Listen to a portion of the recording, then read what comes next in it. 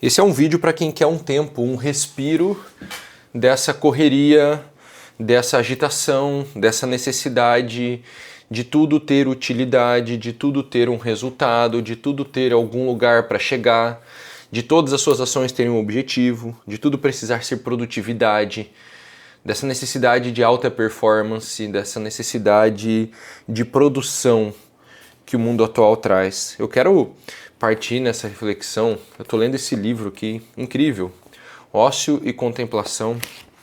E eu quero partir de uma reflexão de um dado que eu li aqui, ou de um dado não, de um pedaço desse livro, para nós sairmos um pouco desse universo da necessidade de só trabalhar e ter mais resultado. Uma pausa no teu dia, entendeu? Um pouquinho de descanso para tua cabeça ir para um outro lugar e dar uma relaxada, porque eu penso que quando nós falamos das coisas que estão para além do trabalho, a gente consegue deixar um pouco de lado as preocupações, a ansiedade, a angústia.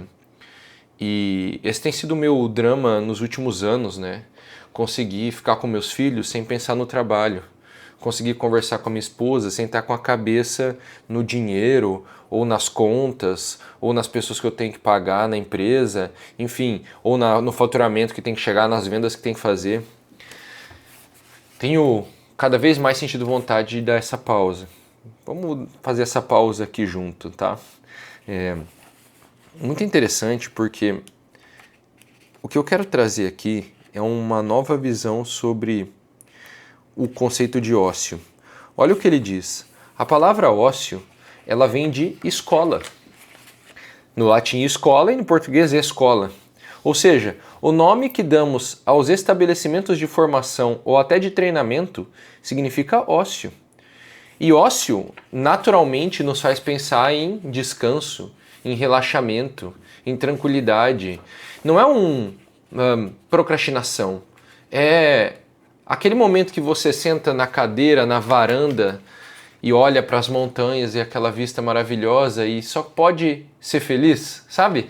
Aquele estado de felicidade de que, olha, tá tudo bem, as coisas estão andando, eu fiz o que precisava fazer, eu tô feliz. A gente não tem muito disso hoje, né? Eu tenho a impressão de que a gente está sendo engolido pelo mundo. E aqui no mercado digital, parece que a bombardeio de cursos e aulas e ensinamentos e escolas deixou de ser para essa razão. Porque qual que é uma das teses, uma das coisas que aparecem nesse livro? Que antigamente as pessoas trabalhavam para conseguir descansar, né? Então elas trabalhavam para poder viver. E hoje nós vivemos para trabalhar. O nosso descanso não é mais descanso, ele é só um período entre trabalhos e que a nossa cabeça ainda está no trabalho. Isso também está no Byung-Chul Han, né? Vou até pegar aqui para... Eu sei que eu cito muitas vezes aqui nas conversas, para quem está acostumado a acompanhar, o Byung-Chul Han e esse livrinho que é A Sociedade do Cansaço, mas isso também está aqui. O Joseph Pieper, ele faz uma mesma distinção entre o trabalho e a festa, e o ócio da festa, da comemoração, da alegria. E muitas das festas que a gente vai hoje, os dois dizem, já não são mais festas, já não é mais um momento de descanso. Eu fico lembrando de vezes que eu fui convidado para alguma coisa, ou eu pensei em alguma festa, por puro networking, porque tinha que conhecer alguém, porque vai ter uma pessoa importante, deixa de ser pela apreciação daquele momento, pela felicidade, pelo descanso e passa novamente a ser por trabalho, uma coisa uma subversão atual muito ruim, né? E ele continua e ele vai mostrando que, por exemplo, hoje em dia, até o trabalho intelectual, até o ato de pensar, de refletir, de meditar, foi transformado em trabalho. Parece que a gente tem que fazer um esforço, e se não tem esforço, não está valendo. Só que ele contrapõe esse esforço, e eu vou te mostrar que, filosoficamente, é muito interessante, né? Um esforço que surge de Kant. Ele contrapõe isso ao que pensavam os antigos, tanto Aristóteles, os gregos, quanto na Idade Média. E ele começa abordando a ideia da observação. Porque vamos lá, de acordo com Aristóteles, a gente aprende através dos sentidos. Os sentidos apreendem as coisas e depois essas coisas passam para um trabalho da nossa razão, que vai calcular, vai medir, vai fazer um esforço real. Então, por exemplo, eu olho para essa câmera e existe uma parte passiva, lá ele, de apreender a câmera pela minha visão, eu relo na câmera, eu cheiro a câmera, então os sentidos apreendem e não tem um esforço ativo real. E uma vez que eu aprendi, existe um ato de pura intelecção, vamos dizer assim, depois vem o ato da razão, de calcular, de medir, de entender para que serve, de fazer um real trabalho, um real esforço. Então ele começa dizendo assim, a observação, o olhar, né, já é em si uma atividade, a qual se aplica a proposição formulada por Junger. Junger não é Jung, tá? Ver é um ato de agressão. Os verbos ver, fitar, olhar querem dizer abrir os olhos para receber nesse ato as coisas que, oferecendo-se ao olhar, entram em nós, sem que se faça necessário um esforço apoderante. Coisa incrível, né? O ato de observar gera conhecimento sem esforço. É um resumo mal feito desse parágrafo, mas eu faço dessa forma para que a gente pense nessa contraposição entre esforço e evolução pessoal. Porque desde que eu comecei a estudar o universo do desenvolvimento pessoal lá em 2015, 10 anos atrás, parece que a maioria dos pensadores atuais, contemporâneos, ligam a ideia do desenvolvimento ao esforço. Quando eu volto para esses caras antigos, eu leio Joseph Pieper falando dos gregos, eu leio... esqueci o nome daquele italiano que tem um livro chamado Saber dos Antigos, falando também dos gregos. Quando eu volto para os gregos, quando eu volto para a Idade Média, eu vejo uma linha de raciocínio muito diferente, de que há um aspecto no desenvolvimento pessoal que é prazeroso, não envolve o esforço. Porque, claro, se desenvolver tem sempre uma satisfação envolvida. Mas, atualmente, parece que os pensamentos são todos na ideia de hustle, de que eu tenho que fazer um esforço absurdo, tenho que ser obsessivo, eu tenho que me desgastar, eu tenho que fazer coisas que eu odeio para eu conseguir me desenvolver. Parêntese, eu acredito na ideia do sacrifício, que o sacrifício é uma coisa boa e necessária para a nossa felicidade. Eu compactuo com a ideia daquele livro do Richard Weaver, As 10 Têm Consequências, de que a felicidade deve ser conquistada. Fecha parêntese. Ainda assim, apesar de eu acreditar nisso, eu sou contra a ideia de que é só no esforço que se desenvolve. Porque eu acredito também nisso daqui. Existe o aprendizado passivo que não é por esforço. O ato de eu observar, de eu estar atento, de eu estar presente, já vai me trazer conhecimento. Olha o que ele fala. Basicamente, Kant, ele transformou o processo intelectual, ele chegou a uma outra conclusão. Para Kant, o conhecimento intelectual é um processo exclusivamente discursivo, ou seja, não visual. O intelecto não é capaz de ver. Isso aqui é uma fala de Kant. Há pouco tempo, essa tese foi chamada de um dos pressupostos dogmáticos de consequências mais graves da teoria do conhecimento de Kant. Portanto, segundo a opinião de Kant, o conhecimento humano se realiza essencialmente por meio de atos de análise, de associação, de comparação, de distinção, de abstração, de conclusão, de demonstração. Ou seja, exclusivamente nas formas e nos modos do esforço intelectual ativo. Isso daqui é muito importante, porque esse ato de comparação, de divisão, este é o ato que antigamente, vamos voltar lá para Aristóteles, olha só, tanto os gregos com Aristóteles ao lado de Platão, quanto os grandes pensadores da Idade Média, defenderam o ponto de vista de que deve existir um componente de pura atenção receptiva, não apenas na percepção pelos sentidos, mas também no conhecimento intelectual do ser humano. É nesse sentido que Heráclito fala de uma atenção dirigida à essência das coisas. E aí vem o que acontece, a distinção de Kant para o mundo antigo.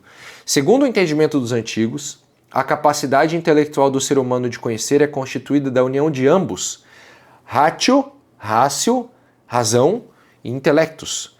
E razão é a faculdade dessa distinção, comparação, análise, abstração, sendo que o intelectus é o nome que se dá àquela intuição. Eu olhei para a câmera e eu aprendi. Sabe quando você olha para um cachorro e você não precisa pensar, você sabe que é um cachorro? Por que você sabe que é um cachorro imediatamente, sem esforço? Porque o teu intelecto tem essa capacidade, de alguma forma, de simplesmente bater o olho e aprender. Esse pensamento vai longe, filosoficamente não nos interessa aqui, ele vai dizer que o negócio nem é uma capacidade sobre-humana, Deus nos dá de presente, enfim. A gente não quer entrar nesse ponto porque não é o que me interessa na nossa conversa. Interessa aqui dizer que existe um aspecto do aprendizado que ele não é ativo, que ele é passivo e que, portanto, ele não exige esforço e que ele é tão importante quanto aquele do esforço. E na minha opinião, agora vem minha opinião pessoal, ele é extremamente prazeroso e benéfico para a construção da felicidade. Essa última semana eu trabalhei muito menos do que na semana anterior. Por quê? Eu venho de um período de 3 meses de muito trabalho, de muita exaustão, extremamente cansativos, por uma necessidade do momento, do movimento de todas as empresas e do que tem acontecido. E eu cheguei num ponto que falei, cara, agora eu preciso de uma pausa, não vou morrer, entendeu? Eu vou ter uma espécie de burnout aqui, não vai dar. E aí essa semana, essas últimas 2 semanas eu vim num ritmo de diminuição bem grande. Acho que esse período do ano promove isso também, né? O final do ano, novembro, dezembro, principalmente dezembro, você vai ver, parece que é sempre assim. Ele traz reflexão, traz análise do ano, traz as festas, o Natal, o Ano Novo. Então é um período que naturalmente parece que o ritmo já vai caindo, pelo menos para mim. Todos os anos da minha vida são assim. Parece que é uma espécie de calma, preparação, porque em janeiro a gente vai virar uma chave.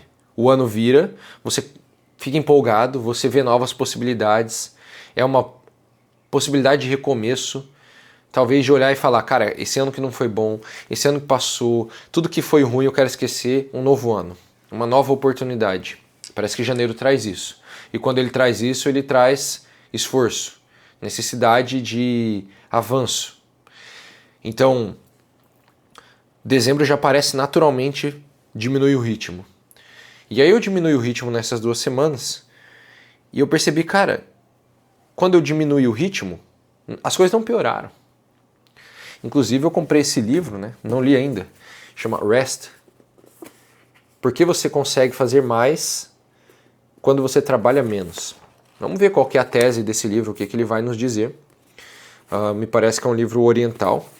E geralmente quando a gente lê esses orientais, a gente vê uma capacidade de concentração e de calma impressionante, que chega a causar inveja em nós ocidentais. E aí eu percebi que eu fiquei muito mais calmo, feliz, e o meu pensamento, o meu poder de decisão ficou muito melhor. Foram 2 semanas que eu trabalhei menos, que eu me esforcei menos, mas que as coisas andaram até melhor do que antes. O que me faz acreditar na tese desse livro aqui. E isso porque eu gastei mais tempo nessas 2 semanas simplesmente pensando. Pensando. E não fazendo esse ato do pensamento de esforço, abstração, só isso. Não. De olhar, observar, de ficar parado, de prestar atenção na brincadeira dos meus filhos, de prestar atenção nas pessoas trabalhando, de prestar atenção nas conversas que eu estou tendo. E aí eu cheguei à conclusão de que, cara, pera, a gente tem que voltar a separar uma coisa da outra. A separar trabalho e descanso. A separar a parte do dia em que eu penso em trabalho, em que eu estudo para trabalhar melhor, em que eu estudo para ganhar mais dinheiro, da parte em que eu penso, estudo para engrandecer a alma, para ser mais feliz, para olhar para aquelas coisas que não são puramente utilitárias. Até quando a gente vai estudar para religião hoje, para cuidar dos filhos, que não são trabalhos, parece que virou isso. Não, eu preciso me dedicar meia hora todo dia, eu tenho que ler os livros para educar os meus filhos. Eu venho do universo onde as pessoas são assim, né? Não, eu preciso parar e assistir uma aula sobre aquela parte da religião que, se eu não entender, eu não vou conseguir ser um bom religioso. E eu acho isso muito curioso, porque eu já li vários e vários e vários livros de santos, porque tá na minha religião, tem os santos, em que eles não estudam. Eles simplesmente praticam a vida de oração e eles praticam atos de amor e de caridade. Então tem santos que eles doam todas as suas roupas, doam todo o seu dinheiro, eles vão trabalhar em hospitais, eles vão dar comida, fazer comida, eles vão perambular pela rua para ajudar os maltrapilhos, os mendigos, entendeu? E não tem assim, eles não têm um apelo intelectual. Nossa, eu preciso estudar, entender o primeiro mandamento, entender o quinto mandamento. Não, a vida deles, isso claro, naturalmente vem um processo de catequização natural. Tipo, você vai entender os mandamentos e tudo mais, só que eles não estão transformando a religião num processo de trabalho intelectual nessa forma kantiana de esforço. Eles estão fazendo um esforço no lado da caridade, do amor, de auxiliar, de ajudar as pessoas. E eles... Isso é uma coisa que desde que eu comecei a ler esses livros, sei lá, em 2019, acho que foi, eu percebo, eles são felizes. Existe uma felicidade nessas histórias que antes eu não tinha experimentado, eu não conseguia conceber. Eu só percebia que existia uma felicidade que eles falavam, descreviam e que eu nunca tinha vivido. Eu falava, cara, como que isso é possível? Tem alguma coisa errada. Como é que eu nunca consegui chegar próximo dessa felicidade, sendo que eu faço tudo o que naturalmente o mundo atual manda você fazer? Me esforço para o trabalho, me esforço para estudar, me esforço para ganhar dinheiro, enfim. E ainda assim eu não encontro essa felicidade. Agora começou a gritaria das crianças aqui. Elas sempre tem alguma coisa que elas fazem, começam a gritar e aparece no vídeo, assim. Um bate no outro, um briga com o outro, enfim, é uma loucura. E aí começa a gritaria.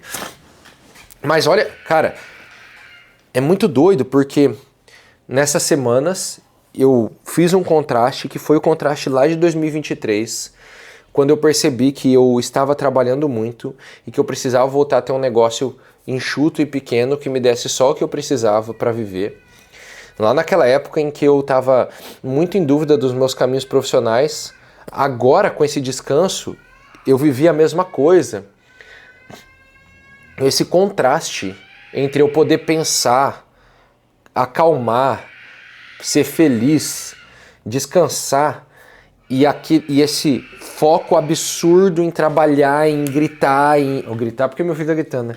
Em trabalhar, em se esforçar, em correr, enfim, essa coisa insana do mundo atual de que a gente precisa fazer um esforço contínuo o tempo inteiro ou a gente não vai conseguir o que precisa para ser feliz. E uma coisa que eu percebi, inclusive, desenvolvendo ou ganhando mais dinheiro, tendo mais possibilidades financeiras, é que tudo que acontece é que você encontra coisas mais caras para comprar, restaurantes mais caros para ir, viagens mais caras para fazer. Assim, não muda nada. O prazer ele tende a ser um pouquinho maior, mas não maior o suficiente que faça valer o esforço. Porque ainda, as coisas de maior prazer ainda são aquelas que não tem dinheiro que compre. Que é o pulando no quarto com meus filhos cantando musiquinha antes deles dormir, entendeu? Que é eu deitado com a minha esposa na cama, conversando sobre a vida e feliz porque ela tá ali. Esses dias eu falei pra ela que eu sonhei que ela ia me deixar, daí eu acordei assustado e eu vi ela deitada do meu lado e fiquei muito feliz, né? Então assim, a felicidade maior da vida ainda vem dessas coisas que não são compráveis. Assim, você pobre ou rico, você pode ter elas, entendeu? Então eu percebi que existe algo que nós estamos perdendo. Porque parece que todo ensino, todo estudo, toda educação, tudo tem que ser voltado a otimizar o trabalho, a fazer mais, a produzir mais. Sendo que a gente deveria voltar a dedicar uma parte do nosso dia, de todos os dias, a pensar fora do trabalho, esquecer produzir mais e tentar pensar nas coisas mais importantes para a alma humana. Inclusive é por isso que é muito provável que eu vá ressuscitar um produto meu que é o Condado. É bem provável que eu vá fazer isso, para que eu volte a ter um local onde eu posso mandar minhas reflexões, meus áudios, gravar meus vídeos falando sobre as coisas que não envolvem trabalho, que envolvem o que me faz mais feliz, os pensamentos que mais impactaram a minha vida e mudaram a minha forma de pensar e me deixaram muito mais perto do que eu acho que é a felicidade que a gente pode ter nessa terra. Não sei, esse é um pensamento que só me veio à cabeça aqui hoje de manhã, mas eu lembrei disso porque enquanto eu li esse livro, eu voltei a lembrar, cara, é por isso que eu sempre gostei da figura, da imagem do Condado. Cara, só você ver o filme do Senhor dos Anéis e ver como é que é o Condado. Você vê que é alegria, é felicidade, é tranquilidade, é paz, é calmaria, é a festa, é a amizade, é o descanso, é o olhar da contemplação para as coisas que importam. Todo esse universo do Condado, ele reflete isso. Para Tolkien, inclusive, os hobbits são os mais interessantes, né? E o Condado certamente é uma espécie de refúgio no meio da terra, porque o Condado não era afetado pela maldade que estava se espalhando pelo resto da Terra-média. Os hobbits eram alheios a isso, eles eram felizes dentro da sua própria vida, com a sua própria, vamos dizer assim, pequenez, com a sua própria tranquilidade ali, eles eram felizes, eles não se preocupavam, eles não tinham as preocupações do mundo externo. Então, toda essa reflexão me fez lembrar disso, é por isso que a ideia do Condado sempre me agradou. Então, essa conversa toda é para te levar a essa reflexão, de uma pausa, de um descanso, de a gente poder voltar a pensar nas coisas que estão para além do trabalho. Muitos dos vídeos que eu faço no meu canal são sobre trabalho, como trabalhar melhor, fazer mais dinheiro, mas eu acho que a gente precisa voltar a ter essas conversas. Já tenho voltado, né? Já tem sido os últimos vídeos, mas não sei. Deixa teu pensamento aí nos comentários. Eu fiquei bem feliz de voltar a pensar nessas coisas nessas últimas 2 semanas. Espero que esse vídeo tenha sido útil para a tua vida. Tamo junto, até a próxima.